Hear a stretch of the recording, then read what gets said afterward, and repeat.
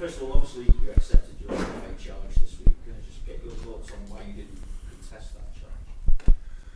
Oh, for sure I will not make any comments about that, but because obviously comments are pretty expensive. So, that's the story. With regard to that, I mean, was it just a case of having to hold your hands up and say, I accept this, or would you have been in no position to contest it, or what? Well, it's difficult to understand with no comment. There's nothing to say about it. Oh, it's the second time I get charged for something, and Germany it was much more often when I was younger, and altogether it's not that much money-wise. So that's how it is, obviously. Yeah. I will learn. No problem. Looking at Fabinho's performances at centre-half this season, and irrespective of whether you've got injury problems at the back, could you see him as someone switching to centre-half full-time, or is he someone who offers far too much from midfield to make that switch? Oh, it's brilliant to have him as an option for both positions. Obviously, I think his natural position is in midfield, but that he can play the centre half makes him an unbelievable valuable player for us. So that's how it is. We knew last year that we lose Emre Can, who is a similar profile, and so it was so important. It was always the plan that we have him for that as well. But with 4 centre halves we had, it was not. We didn't think that we have to use him there actually. But he can play the position. Obviously, that's really good. That helps us a lot, and we will see what happens in the future. And I think he's a midfielder, and we will use him most of the time in that position. Obviously, United fans want to try and stop you winning the league. Ole Gunnar Solskjaer replied maybe when asked if he'd prefer if Spurs were to win the league. So what does this game mean to you? A lot. It's the only game we have at the weekend, and it's against Manchester United. It's a big one, absolutely a big one, and we have to. We know that it's a difficult one as well. So they are in a good moment, really good moment. They are physically strong. They have. They defend well. They attack well. They have flexible aids. They have the 2 goals they scored against Chelsea. I saw the game obviously, and Chelsea was not that bad, as everybody made them after the game. But United scored in perfect moments and scored 2 brilliant goals. So full of confidence, all that stuff. That's how they go in the moment. That's clear. So we will go there, and we will be as good as possible prepared and try everything to get a result there. That's the plan. And but you never know. It's how I said, with 2 strong teams will face each other, and so it's open until the final whistle, and that we try to use that time. How different to United side, Jurgen, is this from the one that you beat in December? Oh, the way they play is obviously different, but it's now everything what I could say or will say or could say now is people would, or probably you make a story of it, that it sounds like kind of disrespect for Jose Mourinho, and there's no reason for that because he's an outstanding manager. But it looked like in the end that they had a difficult time together, and they found a solution for them, how they want to improve that situation, and that obviously worked out. So since all is there, pretty much everything changed. We see the Pogba, Man United signed a couple of years ago. Herrera is in outstanding shape.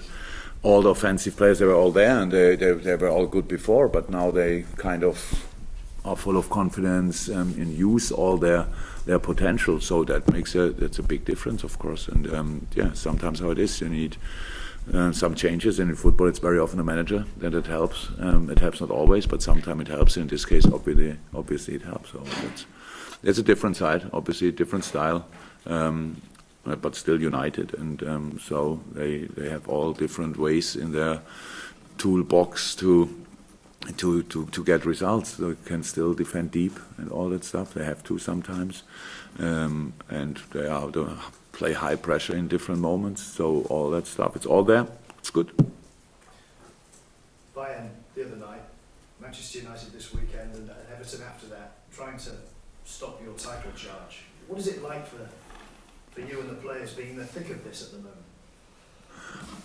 There's Watford in the middle of the week as well, so we should not forget them. That's how it is. I don't think I'm not sure, but with Bayern for sure, it's nothing personal. It's they want to be as successful as possible. I think that's for Man United the same. If they have as a little plus that with 3 points against us we cannot be champion or whatever, I don't know if that is like that. If that's the case, it's a big game. Anyway, so it was always a big game and will always be a big game. So we always were looking forward to play there. Actually, it's a good atmosphere. It's very exciting. All the stuff around. A lot of talk before. Don't like that too much, but that's normal. And at the weekend then Everton, yeah, after Watford, which is typical enough. Everton, of course, they have their own situation. I don't think that they think too much about our title chances. They have to sort their own situation. That's how all of us have to do. And so I, to be honest, I didn't think a second about Watford so far, and not a second about Everton, and didn't think anymore about Bayern since yesterday. So we play United, and that's tough enough. History to this fixture that goes back an awful long way. In terms of its importance to what it could mean for Liverpool for between now and the end of the season, it could be a really massive game for you. Yes, you know. So that's all true. I cannot write your stories, gentlemen. You have to write it by yourself, and we only prepare for a football game. So we have to prepare for a football game against a really good opponent, and that's it. So we cannot do more. I cannot go in a meeting with the players and tell them all about the history of the game and the influence. Yeah, of course, I'm a human being. Of course I know, and I'm interested in football. So I knew it before I came here. So there's no doubt about it. It's all good like it is. But we cannot make the game bigger only because in a decisive moment. We have to do anyway the best we can do, and if possible a little bit more. And that's what we need in that game because they are strong. But I know what you all have in your minds and stuff like that, that it's like maybe for us the worst moment to face Manchester United, for them it's the best moment to face us and stuff like that. It's all important. We all have to show that we are really ready for that game and, if possible, win it. And that's difficult, but it's possible and that's enough. We never have more chances before a game that you say, oh, it's already halfway done or something like that. It's so much talk always before football games like it was before the Bayern game. And at the end, we have to play it. And afterwards, then Bayern was more happy about the result than we were and all the things. For us, the job is really to be focused and concentrated on football. And so far, that worked pretty well out. We can do that, and we will do that again. But there's not a guarantee for any result, but for both teams. It's not that we go there and we are a weak opponent or whatever, and they think it's really the perfect moment, and Liverpool is weak here and weak there, and a hole there, and big gaps on that side, and all that stuff. It's not like that. We are a pretty well organized football team with a lot of potential, and a lot of time we transform that in quality. And if we can do that again, then it will be a tough one for United as well. And you saw the Chelsea United game. It was so intense in the first 15-20 minutes, unbelievable. Both teams pressing everywhere and under pressure in all departments and in all areas of the pitch. So it's pretty likely there will be again like this. It's not likely that it will be two teams waiting for each other, making a mistake or whatever. We have to be lively there, and we will be. Great to have Virgil van Dijk back for a game of this nature. He was only missing for one match, but he's such an important figure for you.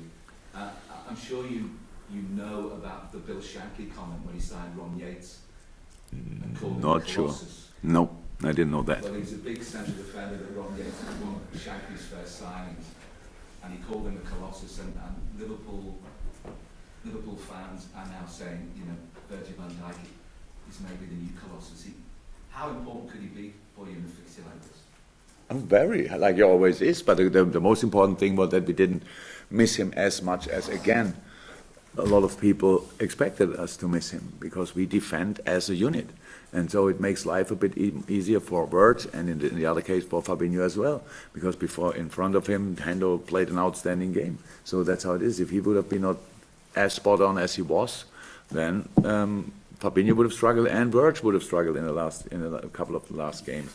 So that's the normal situation. No, but of course it's really good to have him back. It's, by the way, it's first time that we have kind of since I don't know how many weeks that we have to make a choice between midfielders, fullbacks, even centre half. If I think about Fabinho again on that position, I could make a decision about it, and so that's good. So that's for us a good moment. So far this week, obviously because of the Bayern game, it was only more or less it was a recovery, of course. But now we have 2 sessions to prepare the game, and that's good. That's for us different as well. So yeah, I'm really looking forward to it. For Dave from PA, who's in Council Hiring. The only setback in Solskjaer's run against PSG, but they provided the blueprint, and specifically was the way they had 3 men guarding Pogba and Xhaka in his space. Yeah, result-wise was the only team as well, but it was Tottenham played a pretty good game against United, to be honest. So. You cannot, yeah, what is the blueprint? They were pretty cool with the ball, they passed really a lot, and they were really confident, good positioning, passing between the lines, stuff like that, scoring the right moment. And of course, you saw against Chelsea that United can play very, very good without Lingard and Martial, because that was a proper lineup with Mata and Lukaku bringing in. But in a game when you have to change that changed much more, because you cannot really adapt. They played the last 5 or 6 games before that with the same lineup, and then you have to change like this in 15 minutes. That obviously didn't work out, and PSG used that. So that was a bit luck for PSG, but they played a really, really good game. Very, very demanding, looked very in charge in most of the situation. Did give them a lot of counterattacks away, which is a massive thing to do in a game against United, because whichever lineup they have, how they attack with whoever it is will be quick on this kind of offensive wings, and that's just good. Then they, from time to time, they leave a player up or 2 and stuff like that. So you need to be really 100% concentrated in this game. But PSG did well, scored good goals in the right moment, and that helps in football always. And just team news for this weekend?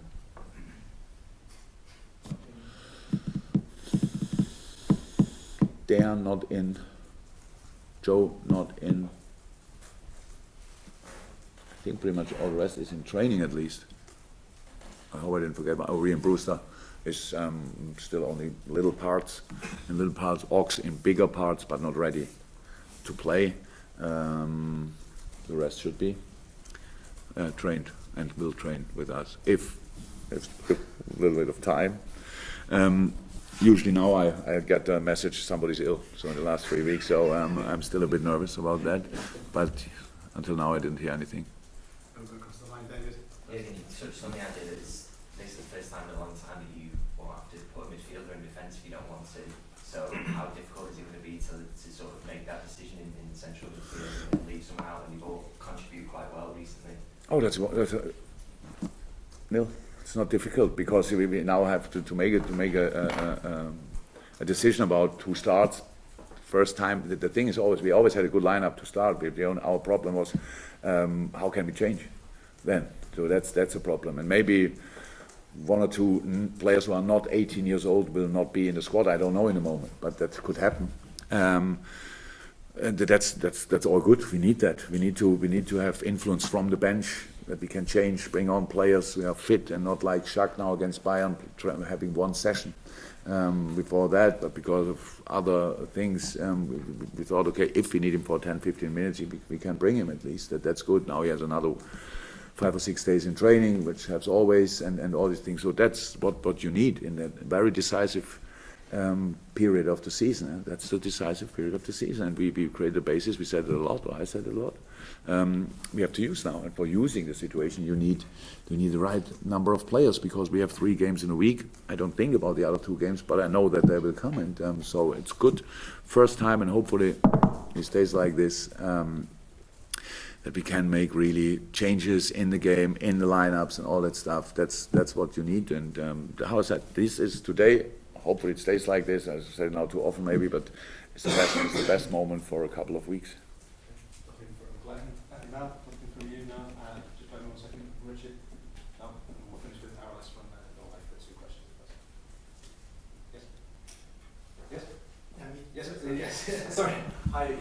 how, as a manager, how impressed are you with the job that Solskjaer has done in United in just 2 months? It's exactly 2 months since his first game today. I think that's probably the best record a manager ever had when he came in the season. I don't know. We always when we start analyze, then it's always you get like the last 10 games or so, and winning is green. Was pretty green, to be honest. So they had a few good results since he's in. So I said it already. We are no magicians, and we cannot. But the potential this Man United team is good.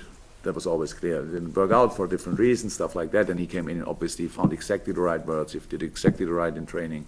So he made his experience in Norway. Obviously, people are not directly involved in football think that's not a proper football management. It's like Norway, what do they are skiers and stuff like that. But you have to do all the things you need as a football manager with players who have not the same potential than the players they have here. So, and it's nice. I'm really happy for him that he got the opportunity and to show his quality and his doing, obviously. And it's not the best news for us, obviously, but it's like this. It's for all Man United fans. It's obviously brilliant. They bring in and have all the things Sir Alex Ferguson stood for, and because he was experienced, obviously, big time of Sir Alex Ferguson's time at Manchester. So with all the new things in football, so that's really good and makes them a threat again. That's how it is. They were always a threat in the specific games, but now of course they are really back on track. Everybody sees that, and good for them. You mentioned his lack of experience at this level, referencing Norway and his experience. I didn't mention his lack of experience. I said people see that like this. And that's why I'm wanting to ask. Okay, we have to be very, very careful with what we say exactly. Tomorrow the headline would be, Ole has a lack of experience. That is not a headline I want to read. But some people have put it like whoever could have come into the job and done what he's done, and that because of his lack of experience, it's maybe just about who left than about who came in. Do you think he's showed enough to really show people that he belongs at this level as a manager? Of course, clear. That's how it is. We all needed luck in our life, in our managerial career. So when I went from Mainz to Dortmund, people said I have no international experience. That was true, but it's not something you can buy or whatever. You have to make it. And if Ole is not a former player of Manchester United, then he will not have made a move from Norway to Manchester United. That's clear. But if you get a chance, you have to use it. And of course, he showed everything what you need together with his coaches. So they made a few smart decisions there. That's how it is. And it worked out. Could have worked. Because of different things, you scored this goal not and concede here a goal, then it goes in the other direction. But he has the quality and he had the luck in the right moment, and now he's in charge, and there's no doubt about that. That he will be there for that he will be the manager next year as well. That's clear. Can you imagine one situation when they say we bring in another manager and the new manager will lose one game, and then that's of course not possible. So he deserves that 100%. He made everything what you have to make to be successful with them. But so I think now we spoke enough. Yeah, so you're sure it's going to be the permanent manager? I think I said that.